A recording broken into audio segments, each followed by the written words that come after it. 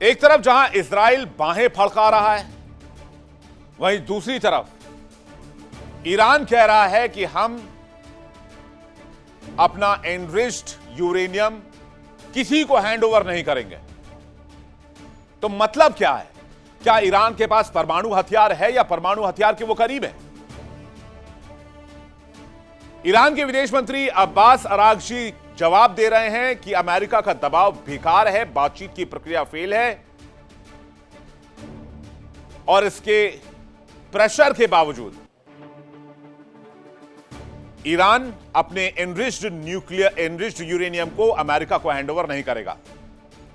America की सैन्य धमकियों से ईरान नहीं डरेगा।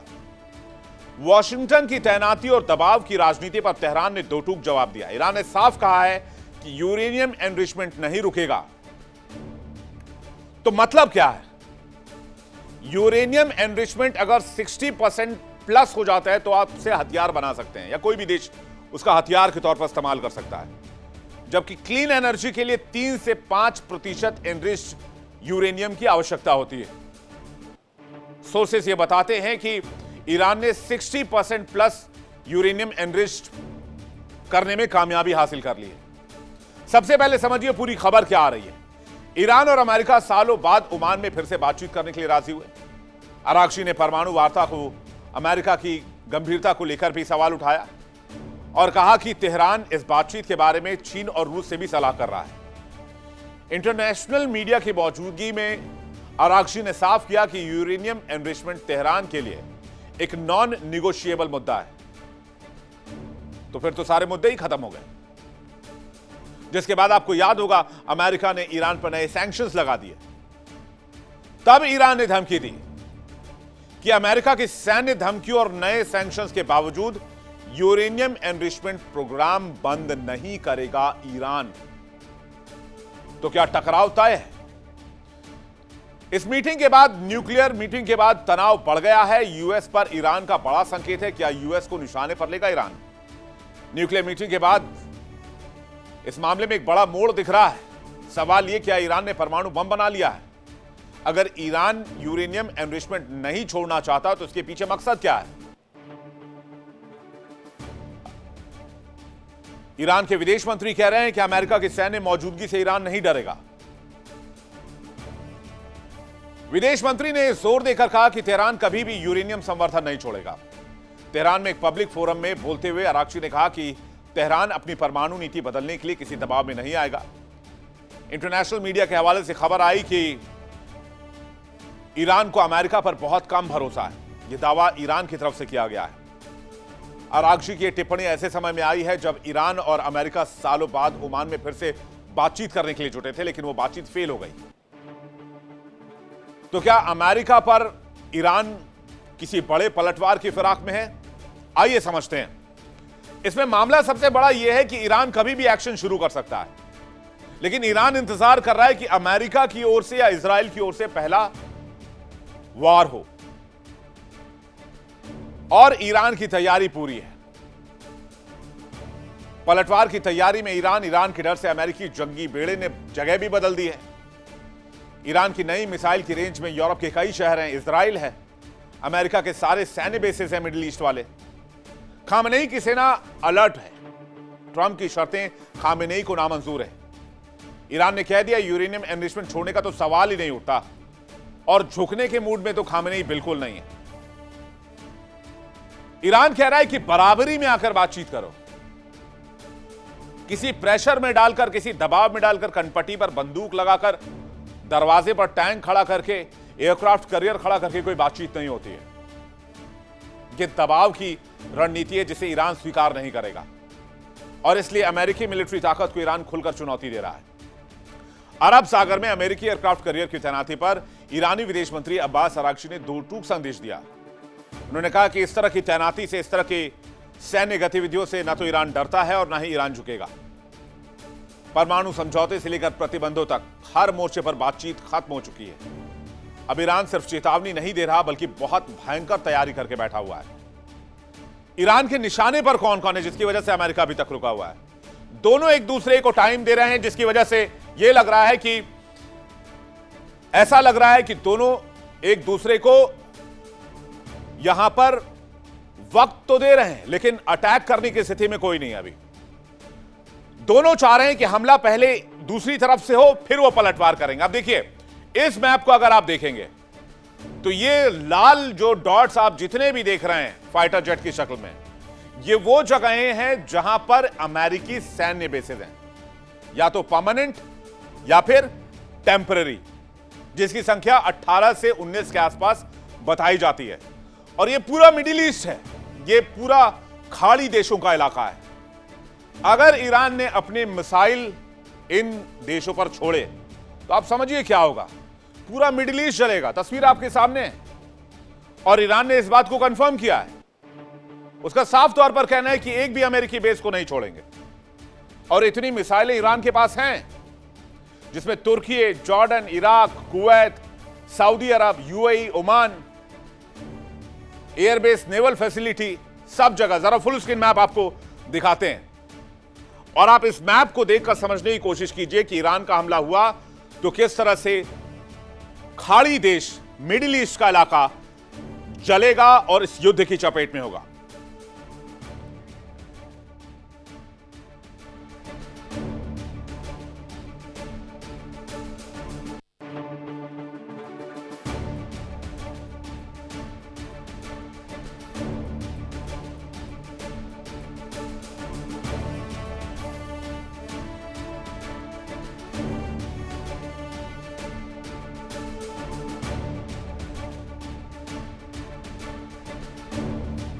तो खाड़ी देशों के इस संकट को देखते हुए अमेरिका भी बैकफुट पर है।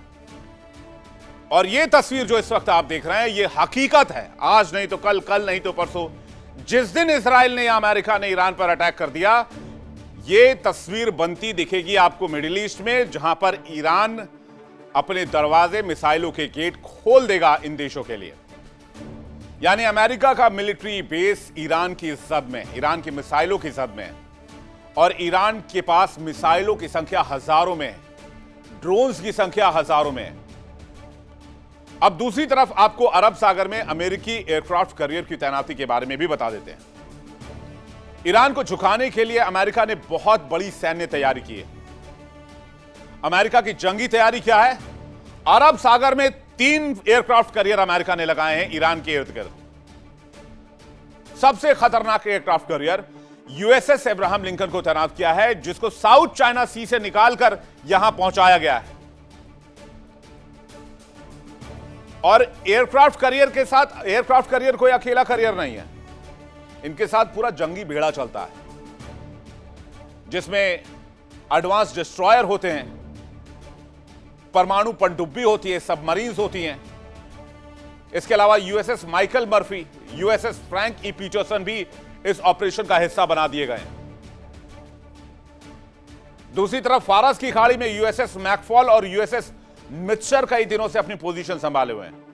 यह कोई रूटीन मूवमेंट नहीं है, यह क्लियर मैसेज है, अमेरिका हर मोर्चे पर तैयार है ईरान को काउंटर करने के लिए। समंदर में एयरक्राफ्ट कैरियर, डिस्ट्रॉयर्स की तैनाती और लगातार निगरानी। इस पूरे इलाके का सामरिक तापमान बहुत तेजी से बढ़ रहा है। इसके अलावा यूएसएस डेल्बर्ट डी ब्लैक लाल सागर में हूती विद्रोहियों के खतरे को काबू करने के लिए अमेरिका ने डिप्लॉय किया है। अमेरिका की नौसेना ने अत्याधुनिक guided missile destroyer USS Delbert D black को इस इलाके में छोड़ दिया है। यह कदम सीधे तौर पर हूती को कंट्रोल करने के लिए और समुद्री तट पर जोखिमों को कम करने के लिए। उत्तरी भूमध्य सागर भी देख लीजिए आप, जहां अमेरिका के 2 युद्धपोत तैनात हैं, यूएसएस बल्केली और यूएसएस रूजवेल्ट। इस पूरे पिक्चर को अगर आप देखें तो मैसेज बिल्कुल क्लियर है कि कोई बहुत बड़े तूफान से पहले का यह सन्नाटा है। जैसे ही सन्नाटा खत्म, तूफान शुरू। लेकिन टकराना किससे है वो भी बहुत इंपॉर्टेंट है। ये जितने भी डिप्लॉयड पोजीशंस आप यूएस नेवी की देख रहे हैं, यूएस आर्मी की देख रहे हैं, इनका मुकाबला होगा ईरान की मिसाइलों से, ईरान के ड्रोन से और आईआरजीसी से, जो खामेनेई की अपनी आर्मी है, जिसे इस्लामिक रेवोल्यूशनरी गार्ड कहा जाता है, जो इस्लामिक रेवोल्यूशन को गार्ड करने के लिए ही बनाए गए हैं। और यहां तक कि ईरान की आर्मी भी खौफ खाती है आईआरजीसी से। तो ईरान की उस मिसाइल ताकत के बारे में भी जान लीजिए, जिसने अमेरिका और इजराइल की टेंशन बढ़ा दी। और इजराइल जो है वो भागा भागा इस वक्त अमेरिका पहुंचा हुआ है कि आप कुछ कीजिए, वरना ईरान ऐसे ऐसे मिसाइल डेवलप कर लेगा जिसके बाद ईरान को रोक पाना बहुत मुश्किल हो जाएगा।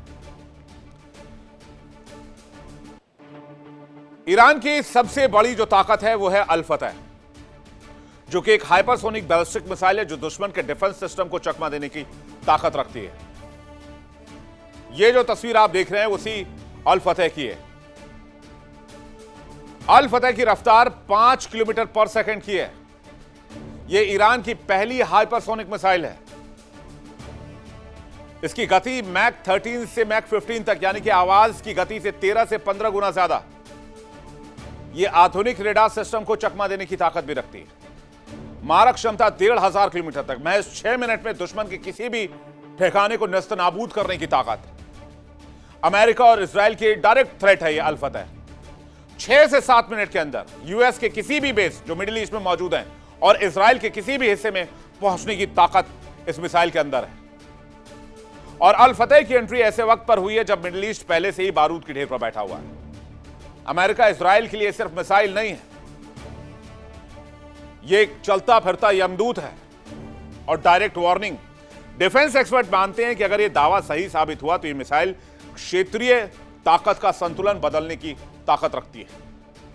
अब आपको ईरान के ड्रोन सिस्टम के बारे में बताते हैं। ईरान का ड्रोन साम्राज्य जो आसमान से बरसता एक खतरा है। ईरान वो देश जो सीधे जंग से पहले ड्रोन से हमला करता है।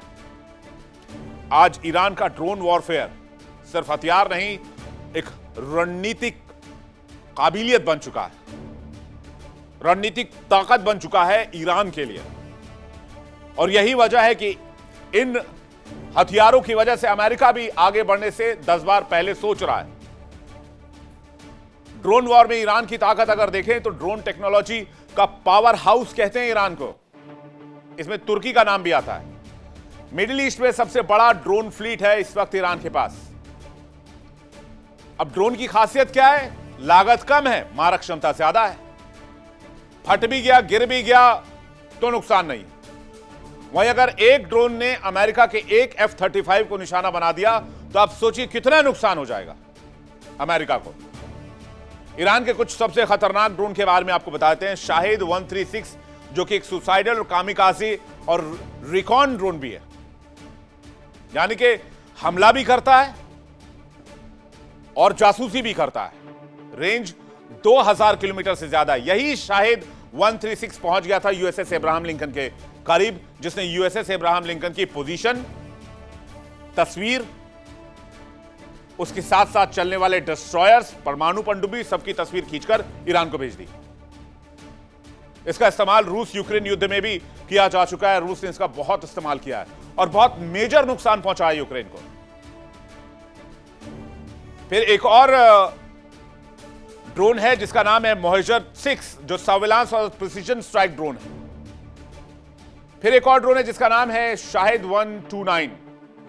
ये यूएस का MQ-9 रीपर ड्रोन आपको याद होगा, उसी के जैसे है। 24 घंटे तक उड़ान भर के जासूसी करता है, हर जानकारी कलेक्ट करता है और अपने कमांड सेंटर तक भेजता है। ये ड्रोन बहुत घातक हैं। ये रेडार से बच निकलने की क्षमता रखते हैं। ये झुंड में हमला करते हैं, एक साथ हजारों की संख्या में आएंगे, जिससे एयर डिफेंस सिस्टम भांप नहीं पाता है कि कितने अटैक को न्यूट्रलाइज करना है। इसे लॉन्च करना आसान है लेकिन डाउन करना मुश्किल है। ईरान की प्रॉक्सी ड्रोन स्ट्रेटजी भी समझ लीजिए। हिजबुल्लाह, हूती, हमास को भी ड्रोन सप्लाई है। बिना सीधे जंग में उतरे हमला करते हैं। इजराइल, सऊदी, यूएस के जो बेस हैं इन इलाकों में, वो डायरेक्ट इनके निशाने पर रहते हैं। तो ईरान के ड्रोन लागत में सस्ते हैं, वार करने में घातक हैं।